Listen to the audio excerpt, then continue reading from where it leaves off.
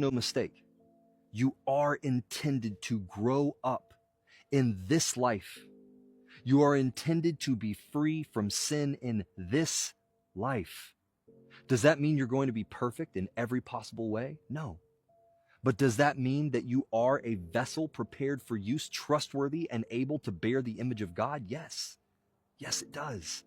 There is victory for us to walk in. But it starts with believing God's promises more than the natural experiences that you're having here. The biggest problems we face in modern Christianity is there is too much reading scripture and then changing its meaning, because when we go to apply it in our natural life, we don't experience what we read in scripture.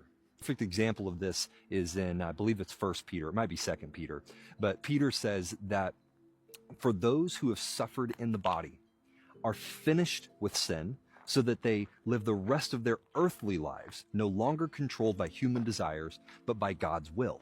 Yet when we go and we attempt to apply this idea to our life, and we begin to resist sin, and we feel that suffering process, and then we find ourselves failing and having to go back and ask for forgiveness over and over and over again.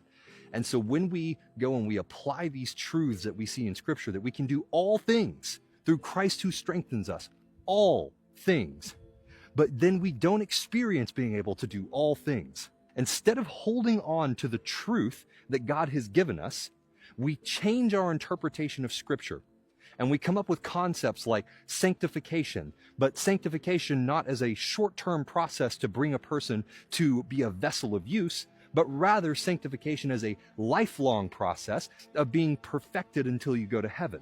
This is not what Scripture teaches us. If you look at the story of Abraham, it says that Abraham, when he looked at the age of his wife and himself, he acknowledged the fact that the natural reality was that they were well beyond childbearing years. And yet, he did not falter in that moment, but rather, he held on to God's promise that he would give birth to an heir through his wife Sarah. And it says that by holding on to that promise, through trust, by trust, he was given power to give birth to an heir. What does that mean? That means that Abraham held on to God's truth, even when the truth that he saw with his eyes said something completely different. But he held on to God's truth as being more real than the reality that he saw with his own eyes, until the time came that God's truth forced this reality to conform to his truth, instead of us conforming our reality or conforming God's reality to our truth. Any wonder that we have so little power in the church and communities of faith? We have so many people out here going out into the world, applying Scripture, experiencing things not working the way that they read them, and then changing the way that it is written, instead of holding on to the truth that God has given us and waiting patiently, holding on to his truth, until by trust we are given power to begin conforming this reality to God's reality. We have to remember that the natural came out of the spiritual. God's truth always supersedes the truth of this reality, always, because this reality came from his reality.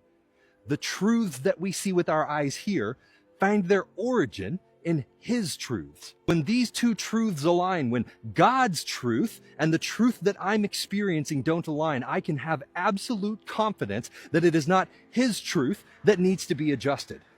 It's mine. This is why so many believers are living powerless lives. And it's incredibly important that we not live powerless lives, because this is not a kingdom of words, it is a kingdom of power. We forget so frequently, I think, when we start living this Christian life, we reduce it to moralism. We reduce it to living a good life, not realizing that it was never meant to be a kingdom of words. It was never meant to be a kingdom of morals. It was meant to be a kingdom of power. It is a kingdom where God is asserting his power in the earth to demonstrate that he is all-powerful, worthy of glory. His ways truly are higher than our ways. We don't come to that understanding through moralism. We come to that through experiencing his divine power acting in the earth and showing that what we see with our eyes are far less than what is actually available and what is actually true. This is why we live our life by faith and not by sight. By faith, we never see anything come from the thing that we are placing our faith in. Then how sturdy do we expect our faith to be? Shh.